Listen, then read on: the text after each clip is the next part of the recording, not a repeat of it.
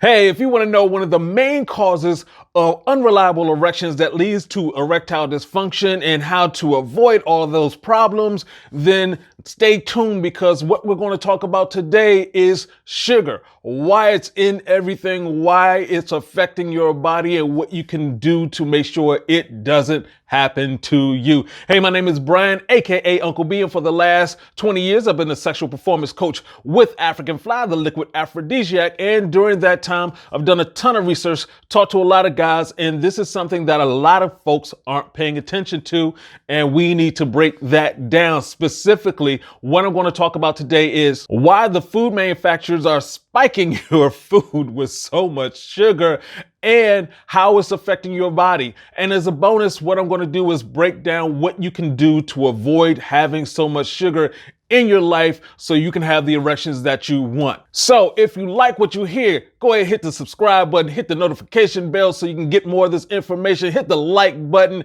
And what I'm going to do is break this down till it cannot be broken anymore.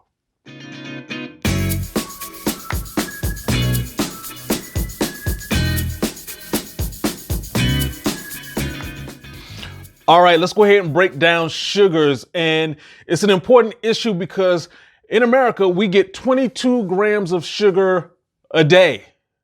And if you're doing the math, that's 141 pounds.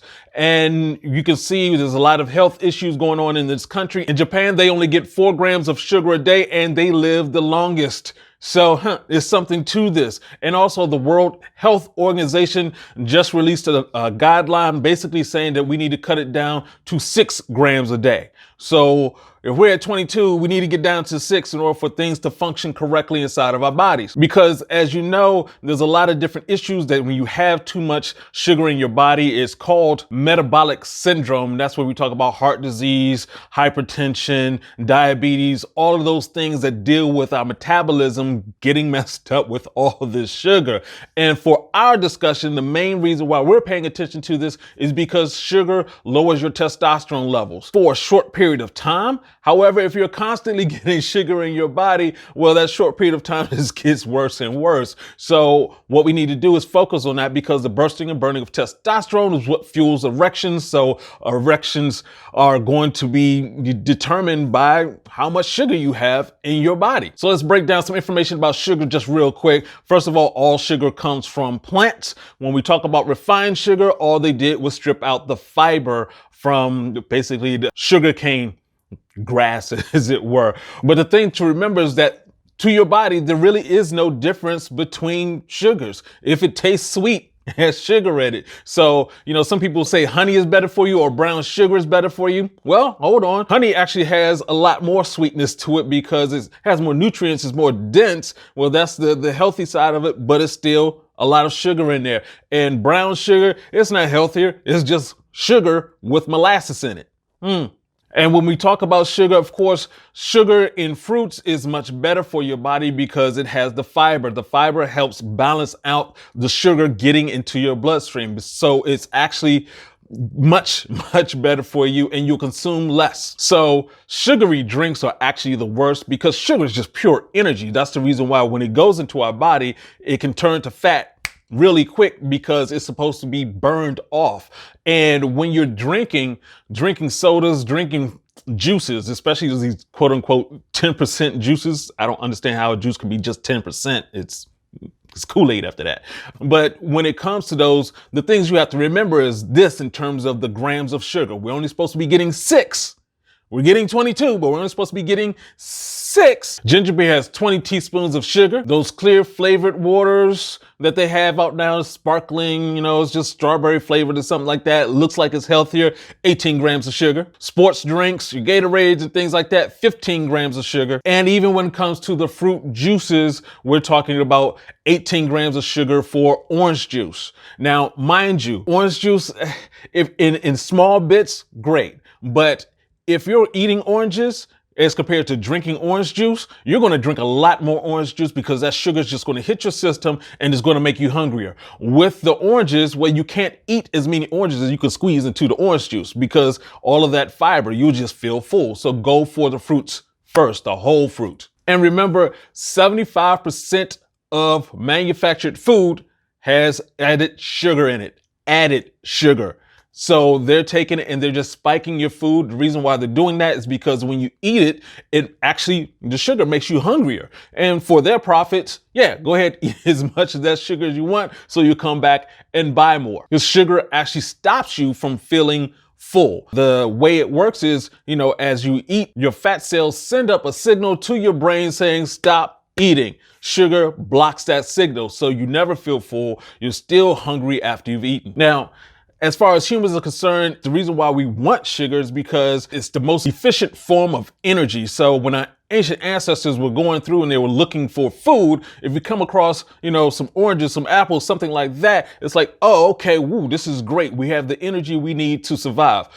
That was then when you had to walk, you had to do a whole bunch of work to get to the sugar. And now it's just there, packaged, prepackaged, sitting there all over the place. So we have to be very careful because, of course, it's going to affect our erections. So go through your kitchen cabinet, look at the cereals, things like that. You'll see how much sugar is in it. And you'll also notice that, it will never say the daily recommended percentage for sugar. It's not listed at all. And it throws people off because they're, looking at the carbs, they're looking at the proteins, but they don't look at the sugars. And you also have to pay attention because they're playing tricks. They're doing such things like, I was looking at my nephew's cereal selection. We got to get him off this stuff. But, you look at a cup of Rice Chex. It was like, oh, there's 3 grams of sugar. Raisin Bran. It was like, 18 grams of sugar. Like, wow, for a cup. And then I looked at Frosted Flakes. It was like, oh, it only says 10 grams of sugar. Hold up. It was only 3/4 of a cup that they measured out. So they're playing tricks with the numbers. You have to pay attention because we're getting too much sugar. And as I mentioned, the reason why we're paying attention is because sugar lowers your testosterone. And we now have the lowest levels of testosterone in the history of this planet worldwide. This has an effect on so many different things. It has effects on relationships, obviously, but it also has effects on the birth rate. The birth rate in America is the lowest that it's been in decades. And of course, when we're talking about health, it has other health huge ramifications for the next generation coming up. 25%, 1/4 of kids now have type 2 diabetes. This is an epidemic. This is the reason why it's been talked about a lot in your household. Pay attention to the sugar, not only for you, for your health, but also for your kids. And when it comes to fast food that's out there, you got to remember that they're putting sugar in the buns. They're putting sugar everywhere they can. Ketchup has a lot of sugar in it. The barbecue sauce has a lot of sugar in it. There's sugar in so many different things that you would not expect. You have to look at it. You have to pay attention. So here's those tips on what you can do to cut back on the sugar. First of all, is just be aware. Start paying attention to the packaging. In fact, try to move away from packaging, move more towards whole foods and things like that. The second thing you can do is get sexy in the kitchen. They say the abs are made in the kitchen, so are your erections to a point. So really, it just comes down to, if you're cooking the food, you have control of it. So get into cooking foods yourself. And if you need sugar added to something, you can look at, doing some experiments with, adding fruit instead of just refined sugar. Just look for different ways so you can change your lifestyle. Obviously, don't tempt yourself. Don't keep the candy in the car. Don't keep the candy anywhere near you. That way you don't have to worry about it. And once again, when I talk about reading the labels, here's the thing that you have to understand. I was talking about teaspoons and they measured out in grams. So 4 grams equals 1 teaspoon. So when you're going through and you're looking, even in breads, I thought I had the healthy bread until I looked on it in terms of sugar. It had 2 grams of sugar per slice. So one sandwich, I have 4 grams. I have my 1 teaspoon right there. One great way to do this really quick, I've done this a while ago, cut out all the sports drinks, all the colas, all the Lipton iced teas, all those different drinks that just are so packed with sugar. When you drink it, you're going to want to drink some more. It's going to make you feel hungry. It's just a downward spiral. You don't want to do that, and especially on the days that you know that you're going to have sex.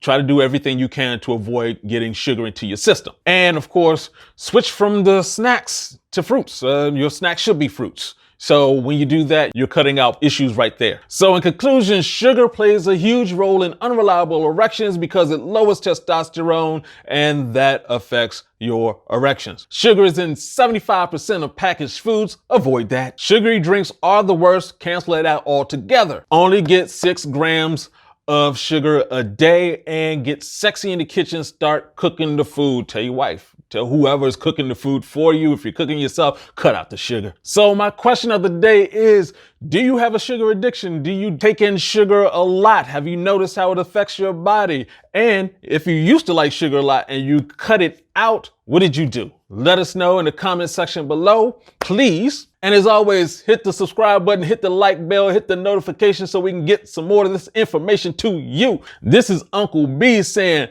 get your game up. Peace out.